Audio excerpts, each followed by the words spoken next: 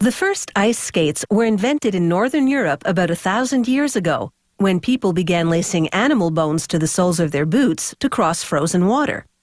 In 1592, a Scotsman invented an iron skate blade, and before long, the sport of speed skating took off. These elite-level racing skates are produced by a small company co-founded by a Canadian speed skater, a 3-time Olympic medalist in short track. Every single pair is custom-made. After measuring a skater's feet, a technician applies layers of wet plaster bandages, the same way one makes a cast for a broken limb. Only here, each foot cast is comprised of 2 parts.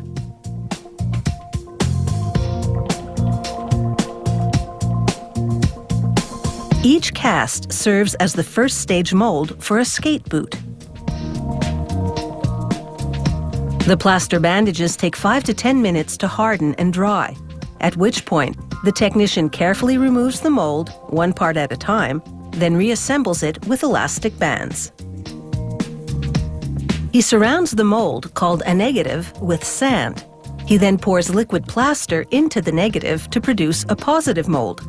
The sand provides counterpressure so that the plaster can't push the walls outward and distort their shape. The plaster fully cures in an hour or 2, at which point the negative mold can come off. The technician mixes up some thicker plaster, pigmented to make it easily visible against the dried white plaster. He applies it in select areas, touching up imperfections and tweaking the shape of the mold. He files the toes and the rest of the contour smooth, producing the final shape of the boot. He labels the finished mold with the skater's name and puts it in the storeroom until it's time to begin constructing the skate boots. Construction begins with boot lining. They staple a piece of genuine leather to the mold, pulling taut, because any wrinkles in the lining would irritate the skater's foot. They glue on the various structural pieces, such as this ankle padding.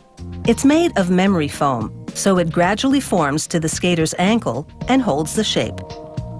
The next step is the most technically critical because it determines the angle of the skate blade.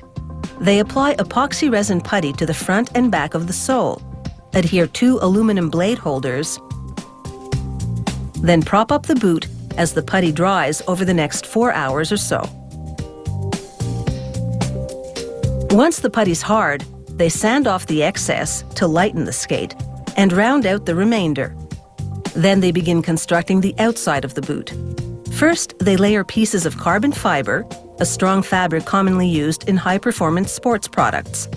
They tie the bottom piece around the blade holders with strong thread and bond the layers with spray adhesive.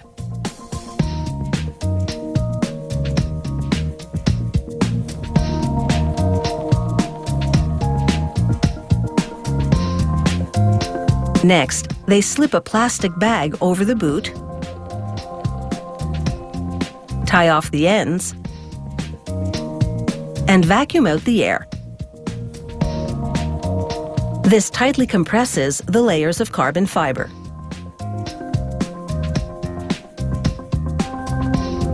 They inject resin, a type of liquid plastic, and distribute it evenly throughout the bag.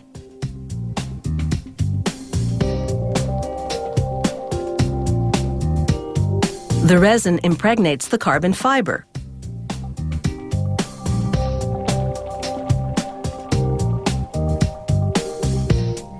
After a couple of hours, the resin dries and hardens, leaving the carbon fiber boot stiff and durable. Next, they glue on the outside of the boot, made of vinyl.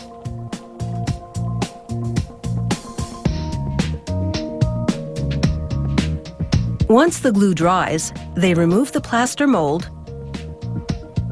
and stitch the vinyl in place. They also take a vinyl lace cover, sew one side of it to the boot, and attach the other side with a hook and loop fastener. That way, it hinges open and closed for lacing and unlacing the skate. The final step is to attach the inline wheels or steel blades to the blade holders.